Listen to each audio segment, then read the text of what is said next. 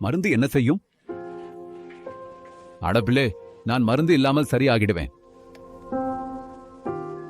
இப்போ நல்லா இருக்கேன். மருந்து சாப்பிடணுமா? அரே, டாக்டர் எப்போதும் சொல்றாங்க. எனக்கு தெரியும், மருந்து 3 நாள் தான் சாப்பிடணும். இவையெல்லாம் தெரிந்தது. ஏனெனில் மருந்து வீட்டிற்குள் வந்தவுடன் பொருளாதார சமநிலை குலைந்துவிடும். எனவே நாங்கள் அதை தவிர்க்க பல காரணங்களை தேடிக் கொண்டிருந்தோம். ஆனால் ஜன ஆவ்ஷதி மையங்கள் தொடங்கிய பின்பு இந்த காரணங்களின் பட்டியல் முடிவுக்கு வந்துவிட்டது. கடைசி 6 ஆண்டுகளில் 15,000க்கும் மேற்பட்ட மையங்களில் மருந்துகள் 50 முதல் 90% குறைந்த விலையில் கிடைக்கின்றன. சர்ஜிக்கல் கருவிகள் கிடைக்கின்றன. இதனால் 30,000 கோடி ரூபாய் மிச்சம்.